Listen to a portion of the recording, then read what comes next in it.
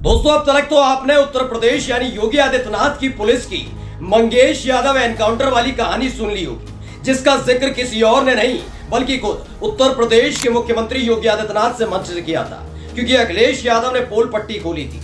लेकिन अब एक नई रिपोर्ट सामने आई है जिसमें साबित होता है कि मंगेश यादव का एनकाउंटर नहीं बल्कि सोची समझी साजिश के तहत उसका हत्या की गई थी। और ये बात मैं नहीं कह रहा, मेरा चैनल नहीं कह रहा, बल्कि आज आपको एक एक सबूत दिखाने जा रहा हूं। कल तक योगी आदित्यनाथ मंगेश यादव एनकाउंटर पर सवाल उठाने पर अखिलेश यादव को घेर रहे थे, लेकिन यकीन मानिए इस जांच रिपोर्ट के आने के बाद वो भी शांत हो गए। और यही नहीं, जो लोग मंगेश यादव एनकाउंटर में शामिल थे कभी भी जेल की सलाखों के पीछे जा सकते हैं। यानी इससे बड़ी फजीयत कभी उत्तर प्रदेश की पुलिस की, एसटीएफ की या फिर सरकार की हो नहीं सकती। नमस्कार, मैं हूं प्रज्वल गौतम और आप देख रहे हैं द हिंदुस्तान पोस्ट। वैसे तो इस देश के अंदर जब जब एनकाउंटर, खासकर उत्तर प्रदेश में एनकाउंटर हुए, तो कहा जाता रहा कि जाति विशेष, धर्म विशेष के लोगों को देखकर एनकाउंटर किए जाते हैं। बात को खारिज किया जाता रहा। अभी हाल में सुप्रीम कोर्ट ने फटकार भी लगाई थी कि किस तरीके से सिर्फ आरोपी होने के नाते उनके परिवार के खिलाफ कार्रवाई होती है, उनके मकान, दुकान, आशियाना सब तोड़ दिया जाता है। उस पर जमकर लताड़ लगाई थी। और अब देखिए, एनकाउंटर मामले पर योगी सरकार फंस गई है, क्योंकि योगी आदित्यनाथ ने मंगेश एनकाउंटर पर सवाल उठाने के बाद खुले मंच से अखिलेश यादव की पर तंज कसा था, लेकिन अब वो कर नहीं पाएंगे। खबर क्या, पहले देखिए खबर है आज तक की। शोरूम में डकैती, एक शख्स और दो जगह मौजूदगी, मंगेश यादव एनकाउंटर में उलझती जा रही एसटीएफ की कहानी। दरअसल एसटीएफ के जो सीईओ हैं डीके शाही, उनको लेकर तो सबको पता ही होगा। पहले डीके शाही कौन है? शाही होते हैं ठाकुर, यानी योगी आदित्यनाथ के सजाती है। इनकी पत्नी रितु शाही उत्तर प्रदेश की महिला आयोग में सदस्य हैं। यही नहीं, कहानी आगे बताता हूं। जिस मंगेश यादव को सिर्फ इसीलिए एनकाउंटर में ढेर कर दिया उत्तर प्रदेश की यानी योगी आदित्यनाथ की पुलिस ने कि उसने सुल्तानपुर में भरत ज्वेलर के यहां डकैती डाली थी। इसी मामले में 4 और आरोपी थे, जिसमें 3 थे ठाकुर समुदाय से आने वाले। लेकिन उन तीनों में से 2 को तो एनकाउंटर में पैर में गोली मारकर गिरफ्तार किया गया, एक ने सरेंडर कर दिया। सिर्फ मंगेश यादव का एनकाउंटर होता है। इसी पर सवाल खड़े हो रहे थे। और अब जो नई रिपोर्ट आई है उसने सांसें थामने पर मजबूर कर दिया है कि ये क्या हो गया। कहानी पढ़िए, पहले मैं जो कहानी दिखाने जा रहा हूं इसमें लिखा है पुलिस की घिसी पिटी कहानी। जौनपुर के अगरोरा गांव में ट्रक ड्राइवर राकेश यादव का घर है। राकेश यादव कौन है? मंगेश यादव के पिता। इस घर में 4 लोग रहा करते थे, राकेश यादव, उनकी पत्नी, 10वीं में पढ़ने वाली उनकी बेटी प्रिंसी और बेटा मंगेश यादव। अब इस घर में सिर्फ 3 लोग रहते हैं, क्योंकि मंगेश यादव इस दुनिया में नहीं है। एनकाउंटर के नाम पर उसकी हत्या हो चुकी है। ये मैं नहीं कह रहा, आज तक कह रहा है।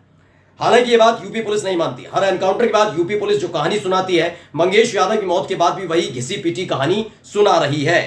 क्या है कहानी? पुलिस की कहानी का सच पढ़िए और जेल जाने की तैयारी कर रहे हैं सारे के सारे, क्योंकि जिस तरीके से धर्म विशेष को देखकर, जाति विशेष को देखकर साजिश के तौर पर हत्याओं को अंजाम दिया गया, उसका अब खामियाजा भुगतना पड़ेगा। खबर क्या है? पुलिस की कहानी का सच। लेकिन इस बार यूपी पुलिस अपनी ही कहानी में उलझ कर रह गई।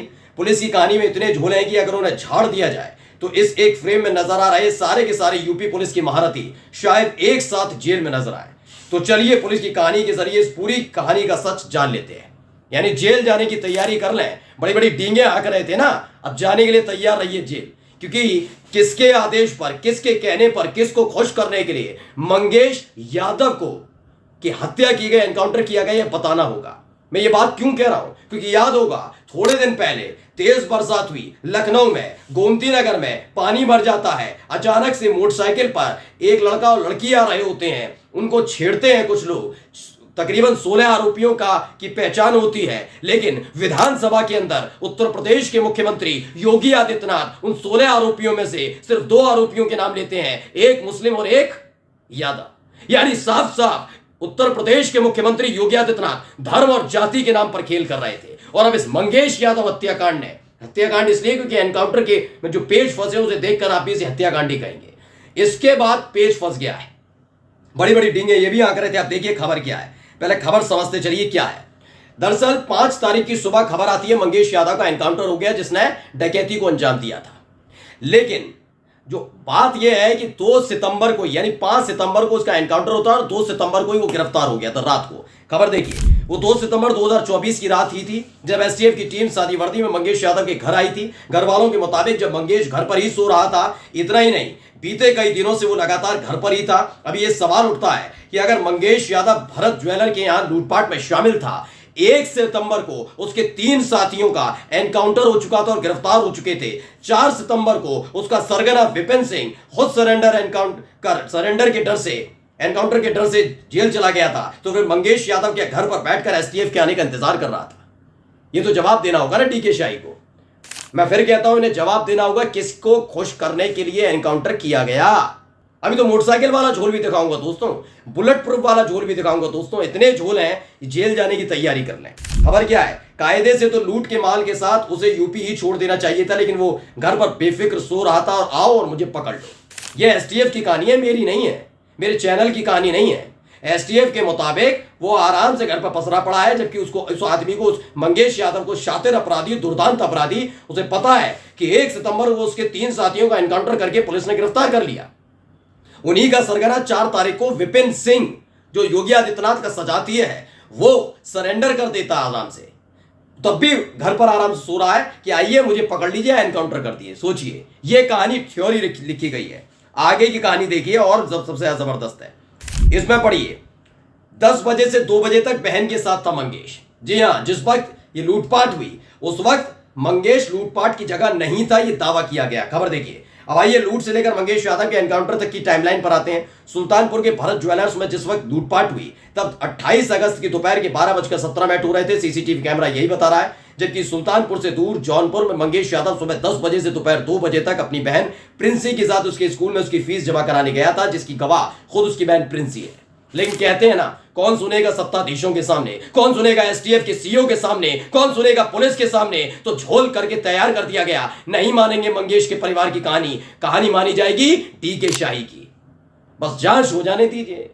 अगर निष्पक्ष जांच होती है, यकीन मानकर चलिए जेल जाने की तैयारी कर लें, क्योंकि एक लड़के को इन्होंने एनकाउंटर के नाम पर जो उसकी हत्या की उसका खामियाजा उठाना पड़ेगा।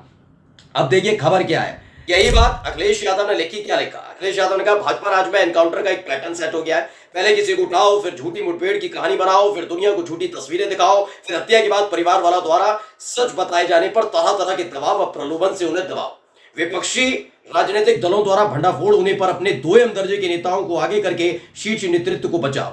फिर जिसका दाना उसका गाना वाले संबंधों को निभाने वाले मीडिया को दुष्प्रचार के लिए लगाओ। फिर झूठ में पारंगत अपने तथाकथित बड़े भाजपाई नेताओं से ऐसे गैर कानूनी एनकाउंटर को सही साबित करने के लिए तर्कहीन बयानबाजी कराओ। सच्चे मीडिया को विपक्ष या विदेशी समर्थन पर जीने वाला साबित करके उनकी बदनामी कराओ और जनाक्रोश बढ़ने पर औपचारिक दिखावटी जांच कराकर मामला रफा दफा करवाओ। ये अखिलेश यादव ने ट्वीट किया। लेकिन आप अखिलेश यादव की वजह से क्या हुआ वो भी मैं आपको दिखाने जा रहा हूं। इस खबर को पढ़िए, एबीपी न्यूज की खबर। मंगेश यादव के पिता का सनसनीखेज आरोप। कहा अखिलेश यादव का फोन नहीं आता तो। उन्होंने क्या लिखा? मंगेश यादव के पिता राकेश यादव ने एनकाउंटर को लेकर पुलिस ने सनसनीखेज जो आरोप लगाया, उन्होंने दावा किया कि अगर अखिलेश यादव का फोन नहीं करते तो उनके बेटे का शव भी नहीं मिलता। ये तैयारी में लगे हुए थे और इनके होनहारों को मैं तो कहता हूं इन्हें भारत रत्न मिलना चाहिए। कितने दिलेर हैं भाई। मैं भारत रत्न की डिमांड ऐसे ही नहीं कर रहा हूं। सोचिए, ये डीके शाही जो एसटीएफ के सीईओ हैं, चप्पल में एनकाउंटर करते हैं। डीके शाही जो सीईओ हैं एसटीएफ के, जिन्होंने मंगेश यादव के एनकाउंटर के नाम पर अपनी पीठ थपथपवाई है, इन्होंने अपने साथियों के साथ एक दुर्दांत अपराधी का बिना बुलेट प्रूफ जैकेट में ही एनकाउंटर कर दिया। खबर पढ़िए दैनिक भास्कर की।